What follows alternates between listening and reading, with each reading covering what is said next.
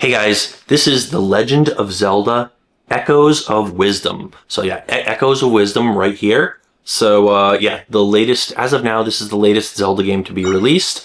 Released for the Nintendo Switch. This was released, so right now it's 2025, and this was released in late 2024. So it's been out for a few months, and I've gotten sidetracked with some other games, so I'm only about halfway through this, but it's a pretty terrific game so far. There are a few things that are different about this, and some things that are similar to one other Zelda game that came out, and some other Zelda games. So, first, I'd like to point out that it has a similar art style to Link's Awakening. So in Link's Awakening, they came out with a new art style. So it's for top-down, basically the same formula as a top-down 2D Zelda game, except the graphics are in 3D, and they have a special look where it looks kind of like I want to say Claymation, I think is the brand name, but it's like those stop-motion movies made out of clay, except it has a higher frame rate. It's not slow like that, but it's the same looks as if everything is kind of designed out of clay, but designed really well and looks very beautiful, as you see in the background there. Now, so that's the new type of graphics for a Zelda game that they pioneered in this new remake of Link's Awakening.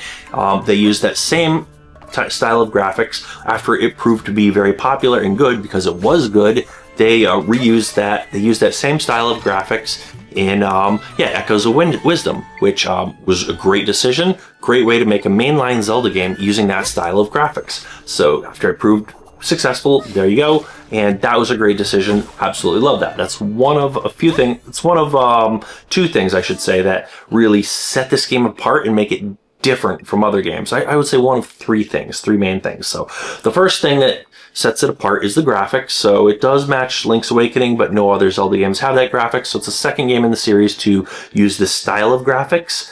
The other thing I could say about this game is the thing that stands out a lot is that you're not playing as Link for most of the game. You're playing as the Princess Zelda. So a lot of people were really excited about a game where you can play as the Princess Zelda. Now, you can play as her in like some of the Hyrule Warriors games and stuff like that, but a real Zelda game, like a mainline Zelda game, where you get to play as the Princess Zelda. A lot of people have been wanting this for a long time, and they've delivered on it here. Now, this is controversial. Some people don't want to play as the Princess Zelda. Some people see it as too much of a diversion from the formula. And some people just want to make up a reason that they think people complain. I don't think too many people complain about that. It's a nice way to play the game. No complaints about playing as the Princess Zelda, although personally, I would have liked to see a game just like this, where you do play the whole game as Link, but then also one where they play as Zelda. Like, I do like playing as Zelda. I like the way they did this game, but I also wanted one like this, basically exactly like this type of game, except you play as Link, but not Link's Awakening. So I wanted one that's not Link's Awakening, one that takes place in Hyrule, like this one, where you play as Link, but not as Zelda. But then I also like this one. So nothing against this one, but I also wanted one where you play as Link. Anyways, in this game, you play for maybe the first, however long it takes you to get through the very beginning intro part of the game, 10 minutes, 20 minutes, however slow you are or fast you are. You play as Link at the beginning and you have a lot of stuff, and then, Link gets captured, or he falls into a rift or whatever, and at the same time that Zelda is freed from this crystal that she's imprisoned in. So from there on, you play it for almost the entire game, you play as Zelda.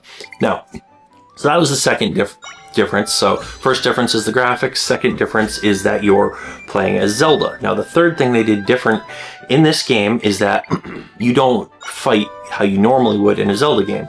You play, most of the time, instead of using like a sword and a shield and other items like that, most of the time you're using echoes. So Zelda, early on in the game, receives this magical staff, and she uses this magical staff to copy other items. So any item, a lot of different items you find in the game, you can copy them, and then you can basically create them wherever you are, and depending on how much magic power you have, you can create bigger or more powerful items, and you can create more of them. So these items you can create with your staff range from anything from like it could be objects like a jar or like a bed or table or something like that, or you could be creating enemies.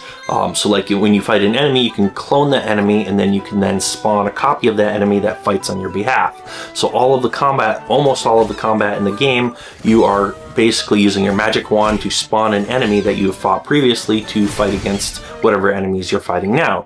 So you're just spawning these enemies, and when they get defeated or whatever, you can just spawn another one. Depending on how much magic power, you can spawn a more powerful one, and you can spawn more than one. And you do have the ability to switch to like sword mode, where you can actually use a sword and a shield just like Link for a short time, but you use up like this special type of energy to do that, so you can only do that for a limited time. Most of the time the gameplay is basically spawning enemies to fight on your behalf, or spawning like basically spawning these objects that you've cloned. So essentially, like if you want to jump up to something you can't reach, you're going to spawn a copy of a bed. You can hop on the bed and then hop up to the thing you're trying to get to, or like a chair, or whatever different items you want to spawn. You can hop on them to get up to places you can't reach, or basically build a bridge of things to get across from one place to another.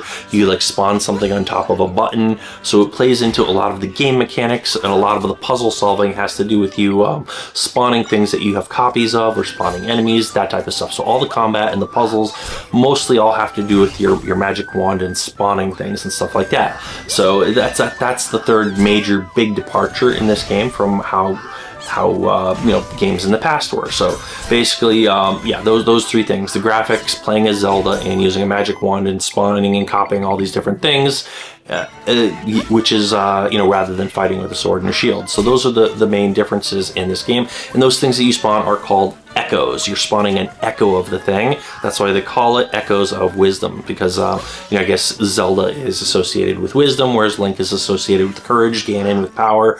So she's associated with wisdom, and these are the echoes that she creates. So the Echoes of Wisdom, they're like the things that Zelda spawns. Whatever. Anyways, so you have like this. You also a theme that's this is really more of a recurring theme. There's like this parallel world that so these rifts open up basically at the beginning of the game. All these rifts open up all around Hyrule, and certain things disappear into the rifts. And this is kind of a spoiler, but then some people in the regular overworld will be replaced with an evil version of themselves from within inside this rift, and you have to kind of uncover them and expose them for what they are, and get the original person recovered back, and defeat the duplicate or the imposter, right? So if these imposters coming in from within the rift, and a lot of like parts of towns and stuff have been like engulfed in these rifts, and you have to sort of seal and close up the rifts and recover the land. And you go through dungeons and stuff, and you can go into this through the rifts. You can go into like this parallel world. Now this is a common theme for many Zeldas, all the way up, since A Link to the Past. You've had like a parallel dark world. You've had like the shadow world from like Twilight Princess and A Link Between Worlds. Lots and lots of Zelda games have had parallel worlds. I know in like Ocarina of Time, you had the world when you're a kid and the world when you're an adult. They're the same world, but everything's laid out a little bit different. It's a very common theme in Zelda games, and they did it in this one too. So you had this parallel world, but it's not really parallel. So if you go into, like, say for example, the parallel part in the desert, you're gonna have in the parallel world there, you're gonna have desert stuff that fell into this parallel world. In the area with like the swamp or the rivers and stuff, you go into the parallel world, you're gonna find things from there in that. But it's not like the parallel world isn't like a full overworld like it is in some of the other Zelda games. It's not like a shadow or a copy of the overworld. It's totally different. It's this totally different realm where some parts of the regular overworld sort of fell into it. So it's a little bit different, but it's kind of the same idea that they are rehashing in this game.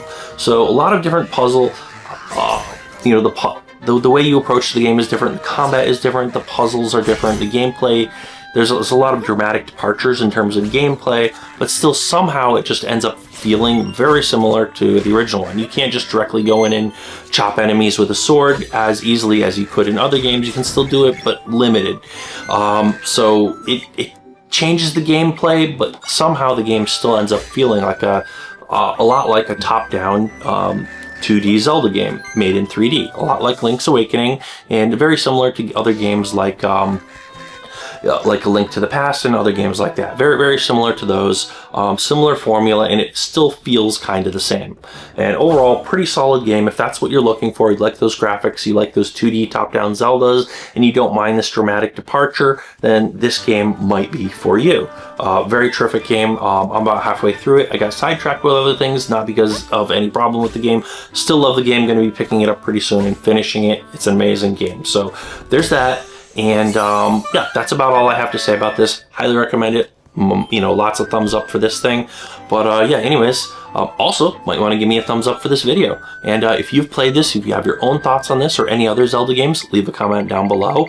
And you know, definitely hit the subscribe button, hit the bell icon so you don't miss out on our other content. We do a lot of we do retro gaming, modern gaming, PC gaming, console gaming, all sorts of gaming stuff, even mobile gaming. A lot of gaming content, gear reviews, gameplay throughs, stuff like that. If you like that kind of content, hit that subscribe button. And that's about it for today. So thanks for watching, and we'll see you guys on that next video.